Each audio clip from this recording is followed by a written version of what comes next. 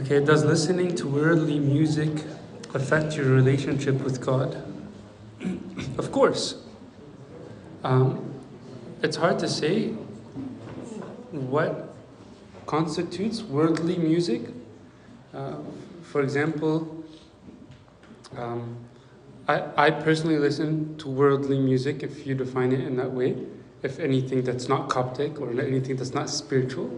But there's a lot of good worldly music, things that are not necessarily like I love Jesus, and things that are oh for 10 minutes, and like Coptic chants. So there's a verse, I think it's in Philippians.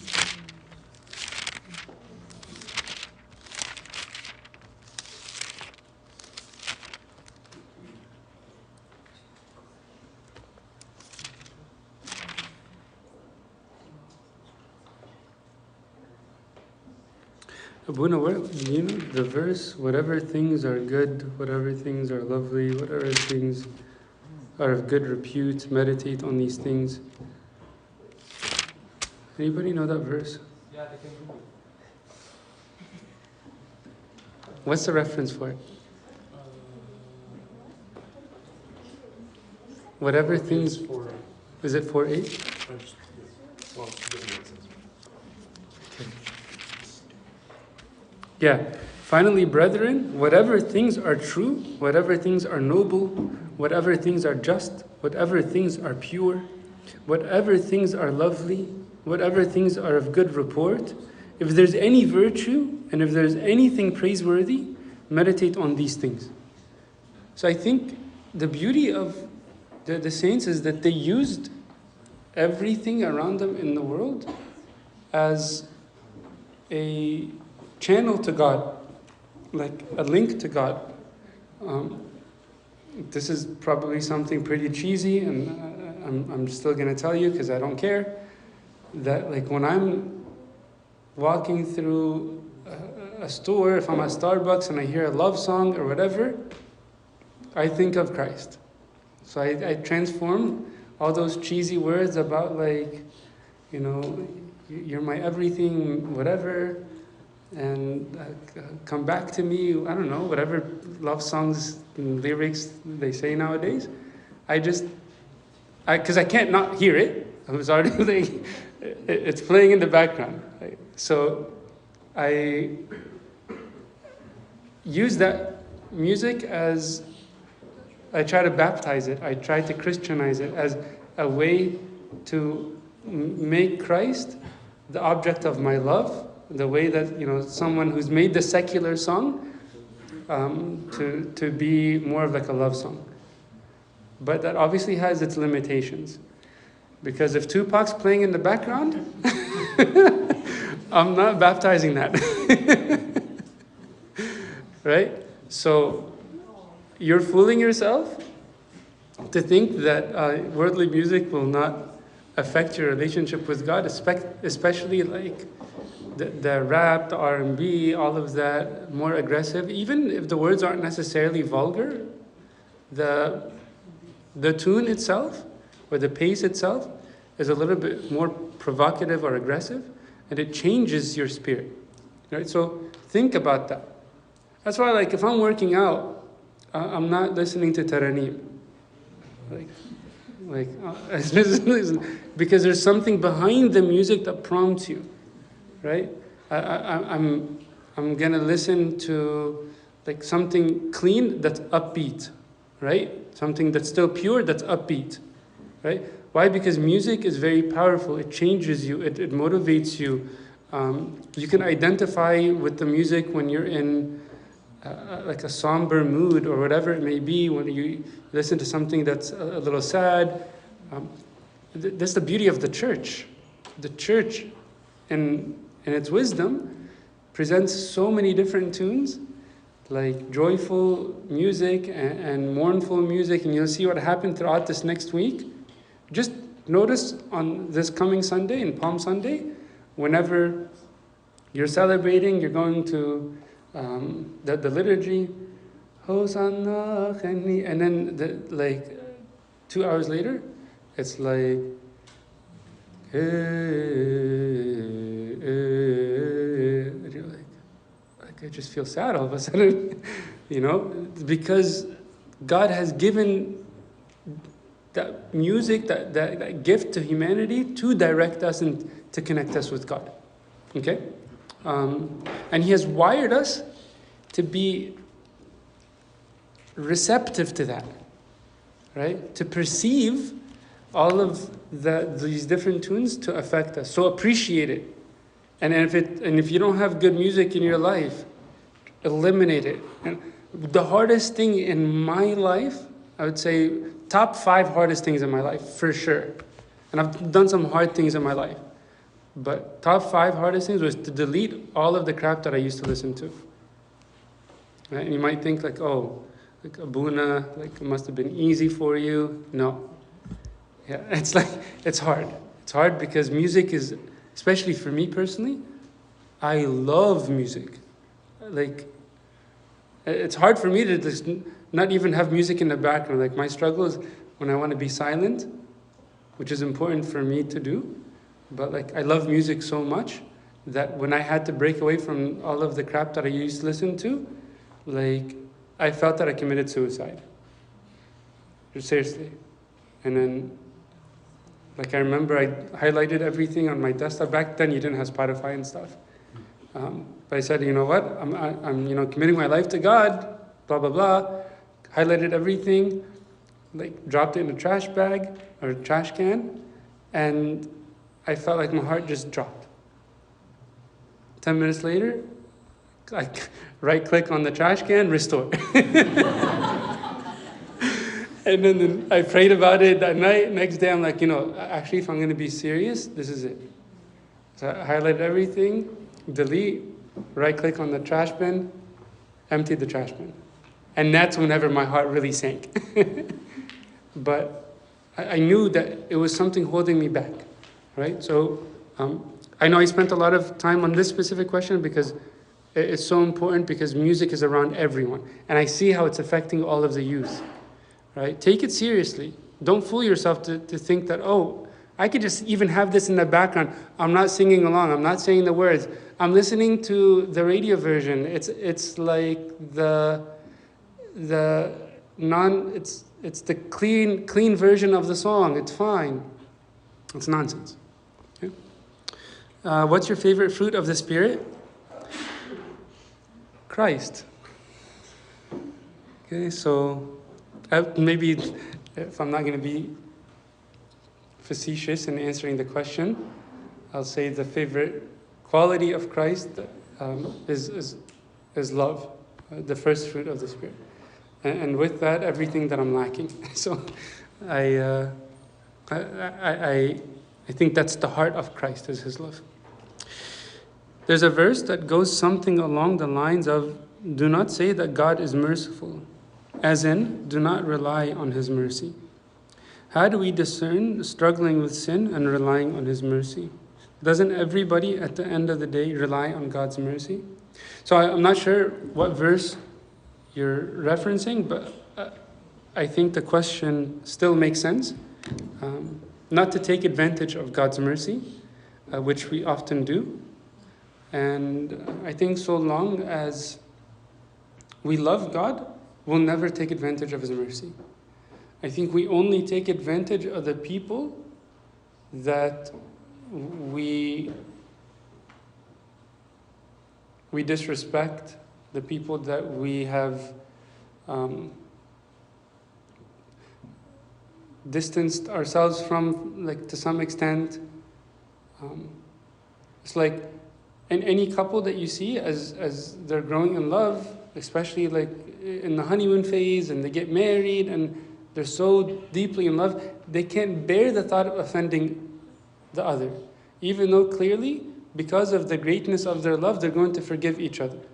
Right? Anything happens, it's okay, I love you, So clearly there's forgiveness. Right? There's so much forgiveness in that honeymoon phase. But what's equally present is the reluctance to offend someone.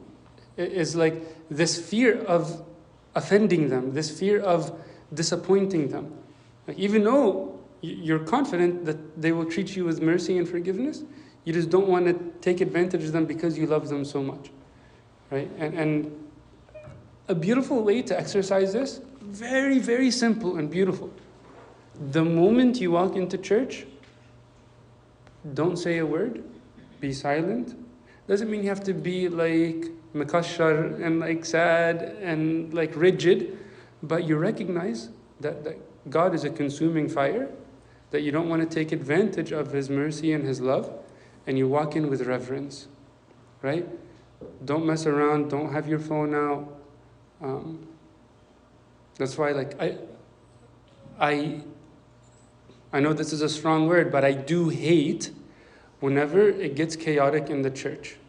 And people start socializing, and I get it, like, there's a lot of fellowship, we love each other, and we want to socialize, but keep that in mind, and that will carry on throughout the rest of your life. You won't take advantage of God's love and His mercy whenever you're at home in your room and you're tempted to fall into a specific sin or to lust, and you say, oh, well, God's going to forgive me, like, I can confess to Abuna, and like, whenever you practice in the church, in the basic ways, then it will translate into the rest of your life.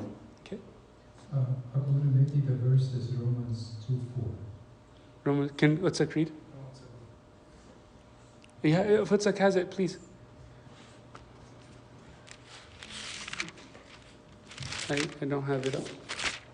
You despise the riches of His goodness, forbearance, and long suffering, not knowing that the goodness of God leads you to repentance. I see. Yes. So the focus from that, in St. Paul referencing that, or mentioning it, is to say that you're convicted by His mercy, that it leads you to repentance. To know that there is someone who will love you no matter what. So you're less reluctant to abuse that love. Right? So His mercy leads you to repentance. Like His forbearance and His long suffering will prompt you to be faithful. Okay. What's the role of prayer in Matthew chapter 7? And how does Jesus encourage us to approach prayer in a way that aligns with God's will? So, obviously the whole passage revolves around being in communion with God, right? To reflect Christ, from the Beatitudes to the very end when He says to be hearers of the word. That means, obviously, there's prayer, listening to Him, reading the scriptures. That's a part of prayer. Prayer is any spiritual interaction with God, right? This is God talking to us, and when we stand before Him and pour out our hearts, that's the way we talk to God, right? So that's that relationship, that dialogue, right? So in the Sermon on the Mount, it's filled with that theme, especially in chapter 6, whenever He talks about the Lord's Prayer, right? Where it's more specific to the context of our whole prayer life. In a sense, there is not a single prayer that extends beyond the context of the Lord's Prayer. Every prayer that we utter, every prayer in the church is within the context of the Lord's Prayer. Because that's the only prayer that Christ gave us. He said, when you pray, say this. So nothing should not be in line with that prayer. Does that make sense? So I think that's what you'll see throughout the whole Sermon on the Mount, and especially the rest of the scriptures when they talk about prayer in specific.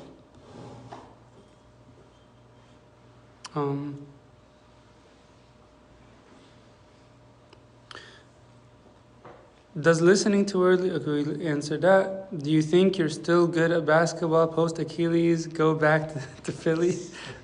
So, I'm not from Philly. Nice try though.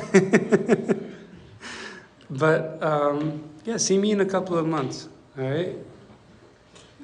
See me in a couple of months, whoever wrote this. I have a hunch who wrote it too. But I'll keep it there. Is there actually pizza in the back? I saw a whole pizza box, so... Why would God ask us to strive through the narrow gate if He knows this will cause some people to get off the right path and never return? The same way I will tell you to eat healthy, although I know many people will not. It's just the right thing to do, right? I think God's telling us to love, to sacrifice, to strive to walk through the narrow gate, because this is how you are wired. And you are only content and joyful when you are living in the way you are wired or you are intended to live. Outside of that, life is miserable. So he's telling us, strive to walk through the narrow gate, because that is the only place where your life will make sense. That is the only place where you will feel happy, where you will feel joyful, where you will feel truly alive. Right? Like, you think about someone like St. Polycarp of Smyrna and St. Ignatius of Antioch. When they were captured to go to Rome for their martyrdom, obviously these are big bishops that have a big flock to tend and to shepherd. And so when they were captured, everyone from their flock was trying to hold them back and to protect them. Right? And you know how St. Polycarp, St. Ignatius responded? Whenever everybody's trying to hold them back and protect them, prevent this martyrdom, you know how they responded?